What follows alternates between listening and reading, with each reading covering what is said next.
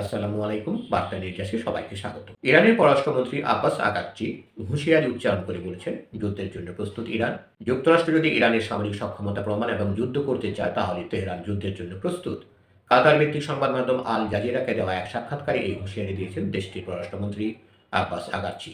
সোমবার 12 জানুয়ারি Al Jazeera আরবিকে দেওয়া বিশেষ সাক্ষাৎকারে তিনি জানান, যুক্তরাষ্ট্রের সঙ্গে আলোচনার পথ খোলা রয়েছে, কিন্তু তারা যে কোনো কিছুর জন্য প্রস্তুত।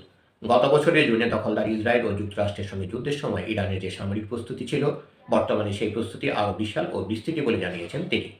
যুক্তরাষ্ট্র ইরানের সামরিক সক্ষমতা পরীক্ষা করতে চাইলে তার প্রস্তুত জানিয়ে আগাচ্ছি বলেন, যদি ওয়াশিংটন আমাদের সামরিক শক্তি পরীক্ষা করতে চায়, যেটি তারা আগেও পরীক্ষা করেছে, আমরা এর জন্য প্রস্তুত। আমি আশা করি যুক্তরাষ্ট্র বুদ্ধিমানের মতো আলোচনাকে বেছে নেবে।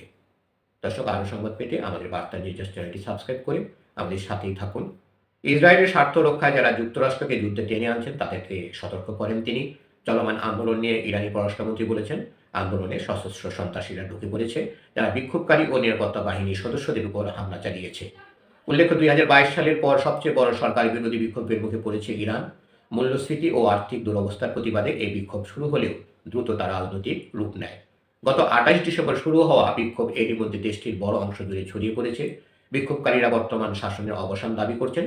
ইরানের বিভিন্ন শহরে বিক্ষোভ অব্যাহত রয়েছে। চলমান এই বিক্ষোভকে কেন্দ্র করে গত কয়েকদিনে যুক্তরাষ্ট্রের প্রেসিডেন্ট ডোনাল্ড ট্রাম্প একাধিকবার ইরানে হস্তক্ষেপের হুমকি দিয়েছেন। ইরানি নেতৃত্বকে বিক্ষোভকারীদের বিরুদ্ধে শক্তি প্রয়োগ না করার বিষয়ে সতর্ক করে দিয়েছেন তিনি। গত শনিবারও ট্রাম্প বলেছেন, যুক্তরাষ্ট্র বিক্ষোভকারীদের সহায়তা দিতে প্রস্তুত। এদিকে ইরানের প্রেসিডেন্ট মাসুদ পেজিশকিয়ান রোববার দেশের অর্থনীতি ঢেলে সাজানোর প্রতিশ্রুতি দিয়েছেন। তিনি আরও বলেছেন, তার সরকার জনগণের কথা শোনার জন্য প্রস্তুত। ধন্যবাদ সবাইকে এতক্ষণ ধরে আমাদের সাথে থাকার জন্য। আরও সংবাদ পেতে আমাদের বার্তা নিউজ চ্যানেলটি সাবস্ক্রাইব করে আমাদের সাথেই থাকুন।